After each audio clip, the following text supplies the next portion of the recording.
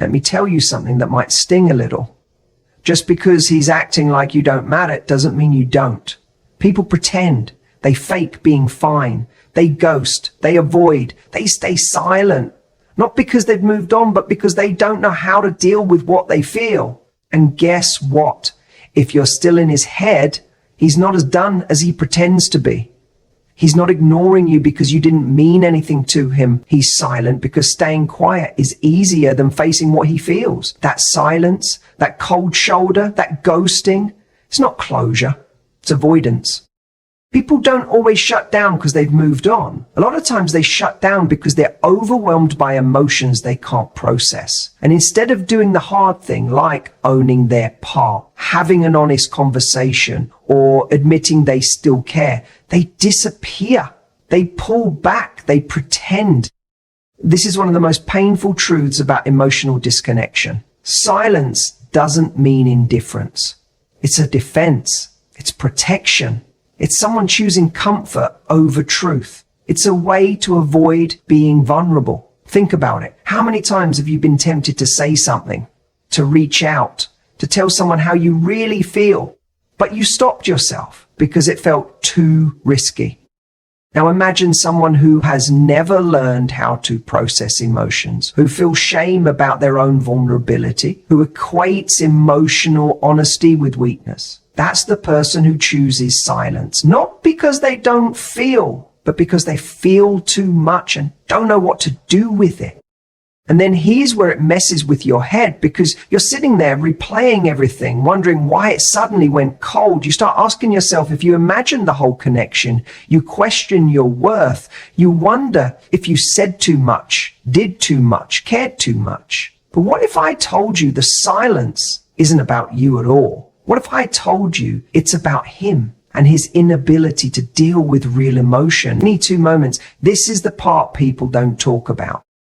The person who seems fine, who seems distant, who looks like they've moved on, might actually be the one losing sleep at night. Because avoidance has a cost. You can suppress feelings for a while, but they don't disappear. They fester. And eventually, they show up in the most inconvenient ways. Overthinking, anxiety, sudden mood swings, unexpected anger, or guilt that won't go away. That's what's underneath the silence. That's what's underneath the fake indifference. Easy to believe that his silence means you didn't matter. That's the story your brain will tell you when it's desperate for answers. But silence doesn't equal peace. It doesn't equal closure. It doesn't equal moving on. Sometimes it's the loudest evidence that he's struggling, because when someone is truly at peace with a decision, they don't have to avoid it. They don't have to run from it. They don't have to pretend it didn't happen. But when someone's avoiding something, when they can't even say your name or talk about what went down, that's not strength, that's suppression. And here's something else. People don't forget genuine connection.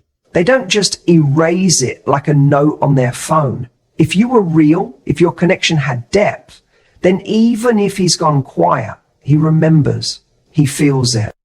He's just choosing not to face it, maybe out of fear, maybe out of pride, maybe because he's never learned how to handle emotional conflict in a healthy way. But the silence isn't nothing. The silence is loaded. It's full of everything he's not saying, everything he doesn't know how to say, and everything he's hoping will just go away if he ignores it long enough.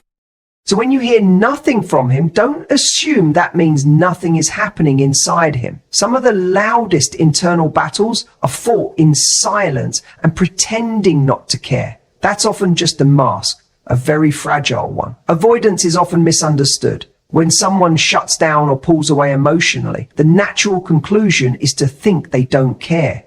It looks like indifference. It feels like rejection. But what's really happening under the surface isn't as simple as detachment. It's often emotional overload. He's not avoiding you because you mean nothing. He's avoiding what he feels when he thinks about you. That's a big difference. And understanding that can shift the entire way you interpret his behavior. When a person is emotionally overwhelmed, their brain goes into a kind of shutdown mode. For some, it's fight or flight, and flight becomes the preferred option. They distance themselves. They go quiet. They distract themselves with work, other people, mindless entertainment, anything to keep from sitting still long enough to feel what's really going on inside. So when he avoids you, when he acts like you're invisible, that's not always a sign of emotional freedom. Sometimes it's a sign of emotional paralysis. He can't confront it, so he escapes it. Avoidance gives the illusion of control. It allows someone to delay dealing with truth. He might even convince himself that by not talking about you, not seeing you, not acknowledging the pain, he's moving on. But avoiding something doesn't resolve it. It buries it. And buried emotions don't die. They wait. They show up in triggers, in dreams, in random memories that pop up when you least expect them. They show up in songs, in places, in people who remind him of what he's pretending not to miss. That's the thing with avoidance. It doesn't heal, it hides. And hiding doesn't work forever. Here's something most people won't admit. Avoiding someone you once cared about takes effort. It requires discipline. It takes constant distraction and denial. If you were truly irrelevant, he wouldn't need to avoid you at all. He'd be indifferent, not intentionally distant. There's a big difference between someone who doesn't care and someone who's trying hard not to care. One is calm, the other is conflicted. And that conflict shows up in strange ways. He might get irritable when your name comes up. He might over-explain why he's so over it. He might start dating quickly just to prove a point, not to you, but to himself. These behaviors aren't coming from peace. They're coming from discomfort. That's what emotional overload does. It makes people act out of character. The person avoiding you is actually trying to avoid a part of himself. Maybe being around you made him feel vulnerable in ways he wasn't ready for. Maybe he felt seen, exposed, understood, and that scared him. Vulnerability, especially for someone who equates it with weakness or past pain, can feel like danger. So he pulls back, not just from you, but from that version of himself that showed up in your presence. The version that felt too deeply, the version that couldn't hide. That's the part he's really running from. Real emotional connection doesn't just disappear, it imprints. And unless someone has done the hard internal work to process, learn, and heal, that imprint lingers. So when he avoids the memory of you, the mention of you, or the space where you used to be in his life, he's not erasing anything. He's delaying the emotional reckoning. That's not peace. That's pressure building up under the surface. One day it cracks. One day it catches up. Not because of guilt or regret necessarily, but because the truth always demands to be felt eventually. That's the cost of avoidance. It gives you temporary relief, but guarantees long-term unrest. What he shows you is not the full story. It's a performance, a curated version of reality designed to look effortless, unbothered, and in control. People do this all the time, especially when emotions are high and pride is on the line. He may be acting like he doesn't care, like you're just another chapter he closed without hesitation. But the truth is, that's not the whole picture. It's a mask he wears. And the longer he wears it, the more convincing it becomes, not just to you, but to himself. We live in a world where showing emotion is often seen as weakness, especially for men. They're taught to be strong, to be stoic, to man up and move on. So when something impacts them deeply, like the loss of someone they actually cared about, they don't always know how to process it in a healthy way. Instead of sitting with it, talking through it, or expressing it, they shove it down. And what you get on the surface is someone who looks completely unaffected. Someone who posts as if nothing happened. Someone who jokes, who goes out, who dates, who thrives, or at least pretends to. But that's just the highlight reel. That's not the reality playing out in private. You don't see the late nights. You don't see the way certain songs hit differently now. You don't hear the way your name still comes up in his thoughts, even if it never comes up in his conversations. He's not showing you the parts that keep him up. the regret, the confusion, the what ifs. That's not part of the performance. And he won't post that. He won't text that. He might not even admit it to himself fully, but it's there underneath all the pretending. Because when someone meant something real to you, pretending they didn't doesn't actually erase the feelings. It just buries them. The people who seem the most over it on the outside, often the ones struggling the most internally. It's not that they're lying exactly. It's that they've convinced themselves the lie is safer than the truth. If he admits he still thinks about you, if he admits he misses the connection, if he admits that losing you stung more than he expected, he risks cracking that image he's trying so hard to maintain. And for someone who builds their identity around being in control, that crack feels like collapse. So he avoids it. He covers it up with ego, with distractions, with silence. You might even notice how defensive he gets when someone brings you up, how quick he is to change the subject, to act like you were just a phase, nothing serious. But that reaction alone tells you everything. Indifference doesn't need to prove anything. Indifference doesn't get triggered. If he were truly at peace, he wouldn't need to convince others or himself that he doesn't care. The fact that he's working so hard to look detached, that's evidence of the emotional weight he's still carrying. And this isn't about hoping he comes back or waiting for closure. It's about understanding human behavior for what it really is. Layered, messy, often contradictory. People are complex. Feelings don't just vanish because someone pretends they have. He may have chosen not to show you the impact you had on him, but that doesn't mean there wasn't one. He just doesn't want you to see it. Or maybe he doesn't want to admit it exists at all. Because once he does, the act is over. And then he has to face what's real. You're not crazy for feeling what you felt. You're not imagining the connection, the energy, or the emotional depth that existed between you and him. Just because he's acting like it didn't matter doesn't mean it wasn't real. That doubt you're feeling right now, that voice in your head saying maybe I overthought it or maybe I was too much, that's not truth speaking. That's emotional confusion caused by mixed signals and his sudden detachment. But the truth is, the connection was real. It just scared him more than it grounded him. And instead of leaning into it, he pulled away. Some people run not because they feel nothing, but because they feel too much. Vulnerability can be terrifying for someone who has never been safe expressing their emotions. If he grew up believing feelings make you weak, or if he's been through situations where opening up led to pain or betrayal, then feeling deeply again doesn't feel good. It feels dangerous.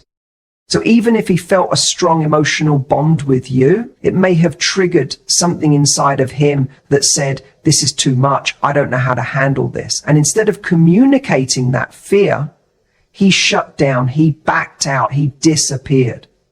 You didn't misread the way he looked at you. You didn't misinterpret those conversations that lasted for hours or the way he lit up when he talked to you. You saw something real, and for a moment he let himself feel it too. But when the emotions got intense, when it became clear that this wasn't just surface level attraction, he panicked. Maybe he feared being exposed. Maybe he wasn't ready for the version of himself that showed up with you, the version that couldn't hide behind sarcasm, detachment, or ego, because you saw through it. You saw him. And that kind of emotional exposure can make someone feel naked, unprotected, even threatened. What does he do? He distances himself. He convinces himself that you were just too much, or the timing was wrong, or the connection wasn't sustainable, but those are just excuses to escape the emotional weight. The irony is, the stronger the connection, the harder it can be for someone emotionally unavailable to stay. It's not your fault he didn't know how to hold it. That's not a reflection of your value. It's a reflection of his readiness or lack thereof. This is what people rarely say out loud. It's possible for someone to deeply care about you and still walk away.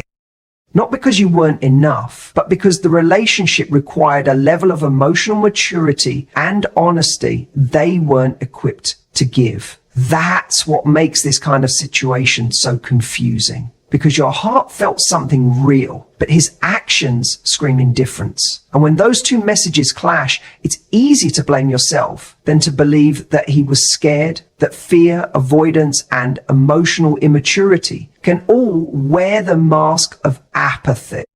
It's also important to understand that how someone leaves isn't always an accurate representation of what they felt while they were with you. People ghost, disconnect, and rewrite history to protect themselves. That doesn't mean the bond you shared was fake. It means that once real feelings got involved, his emotional capacity hit a limit, and instead of rising to meet you, he retreated into what felt safer: numbness, denial, and control.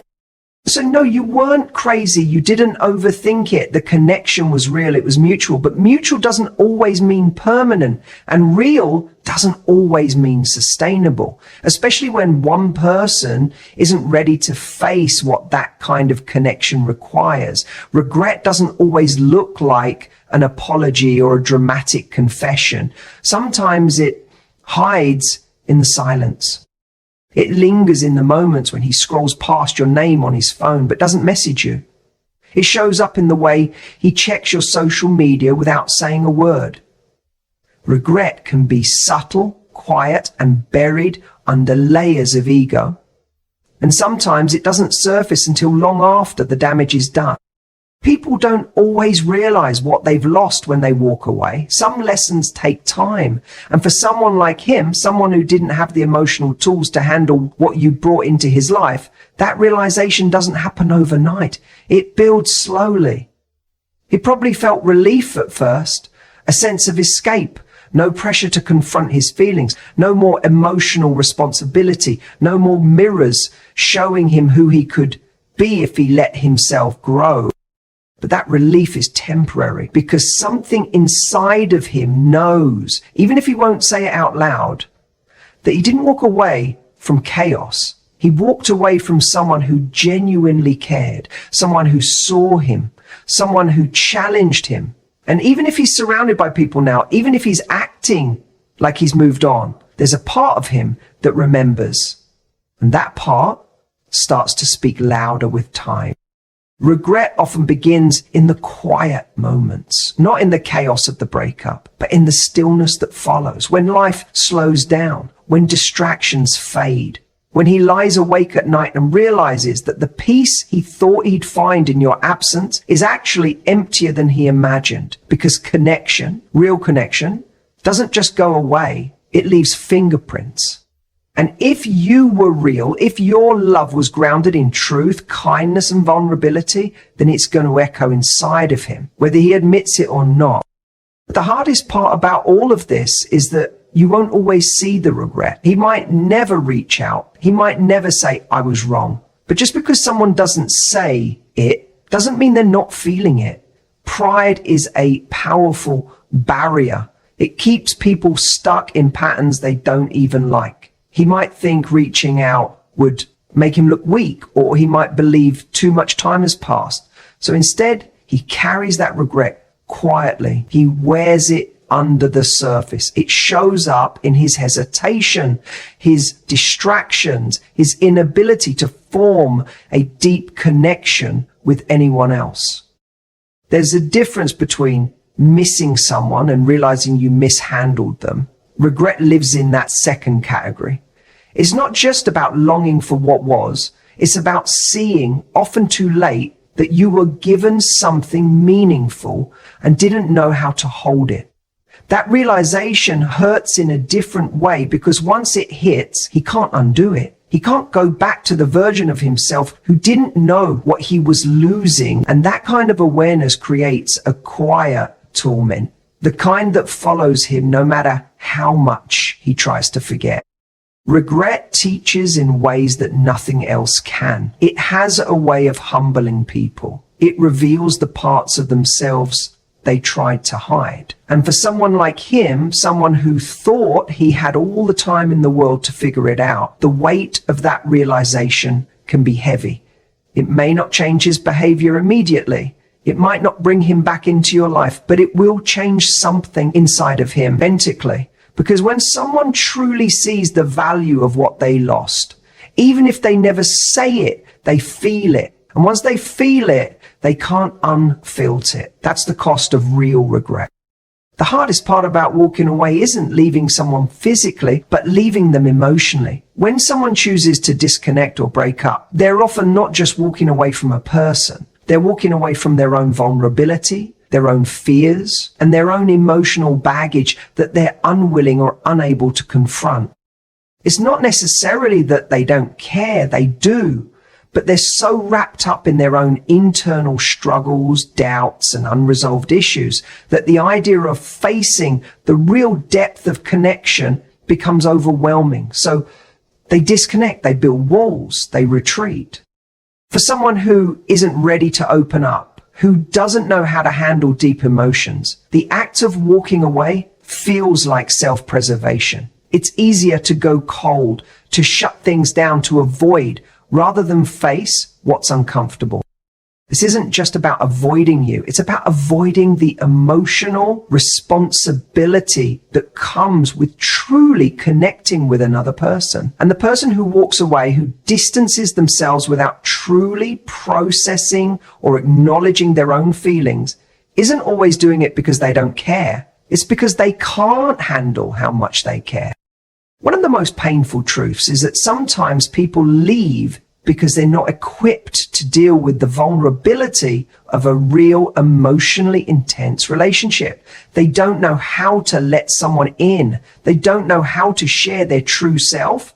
Maybe they've been hurt before, and maybe they've been let down, or maybe they've never had the tools to truly understand their own emotions. The result is a defense mechanism that feels like avoidance, but in reality, it's a cry for help. It's a sign that they don't know how to manage their own emotional chaos. It's easier to turn off the emotions, to shut them down and pretend they don't matter, than it is to face them. In these situations, it's not about you or what you did wrong. It's not even about whether the connection was strong enough to keep them around. It's about the internal battles they're fighting that you, as much as you may try, can't solve. People often project their internal struggles onto relationships. So when someone feels emotionally inadequate, they project that fear of inadequacy onto the relationship. They don't know how to show up as their authentic self, so they shut down, they disappear, and they hide behind this facade of indifference, believing it's the safer route. And this is where it gets even more confusing, because when someone disconnects in this way, you're left with all the unanswered questions. You're left wondering what went wrong, what you did or didn't do, and if you missed any signs. But the truth is, the person who walked away is just as confused as you are. They might not even fully understand why they did it. The fear of being vulnerable, the fear of facing what they feel, it's all wrapped up in emotions they've never learned to manage. And instead of facing that fear, they chose the only option that seems safer, leaving. But what they don't realize is that by walking away from you, they're not just walking away from the relationship. They're walking away from the opportunity to grow emotionally, to learn to be vulnerable, and to become a better version of themselves. The person who leaves doesn't always know that they're running from the most powerful thing that could actually help them heal: emotional honesty. And because they haven't learned to face that truth, they carry the weight of unresolved emotions wherever they go. Walking away doesn't give them closure. Even though it may seem like it does, it just leaves a void, a space where they can no longer deny that they didn't have the courage to face their own feelings. And that's where the emotional turmoil begins. Because eventually, when all the distractions and walls come down, they're left with the truth of their own emotional avoidance. And it's not a comfortable place to be. As we reflect on the intricacies of emotional connection, regret, and avoidance, it's important to remember that what we see on the surface often doesn't reflect the full truth. The pain of silence, the withdrawal of someone who seems indifferent, is not always a reflection of apathy or a lack of care. More often, it is a manifestation of fear, confusion, and emotional turmoil. We must not mistake the absence of words or actions For the absence of feeling, what we experience as distance, may in fact be someone's attempt to protect themselves from vulnerability they are not yet ready to face. It's crucial that we approach these situations with understanding and compassion, not just for others, but for ourselves. We all have our battles, our unresolved emotions and our personal fears. And in relationships, these fears can sometimes drive us to act in ways that are not in alignment with our true desires or the love we genuinely feel. But let us not be defined by the silence or avoidance of others. Let us take this as an opportunity to grow, to better understand the complexities of the human heart, and to choose to love ourselves in the midst of confusion. The journey of emotional healing and growth is not linear, nor is it always immediate. But one thing is clear: when we are faced with emotional turmoil, when we feel rejected or abandoned, we must remember that it is not a reflection of our worth. Our value is not dependent on the actions of others, but on the love we have within ourselves and the strength to continue growing, no matter the circumstances. Let us learn from these experiences, but let us also forgive both ourselves and others and move forward with grace. For in the end, every connection we make teaches us something valuable about love, about vulnerability, and about the resilience of the human spirit. And with that, we continue to walk boldly in our own journeys, knowing that every experience, no matter how painful, contributes to our growth and purpose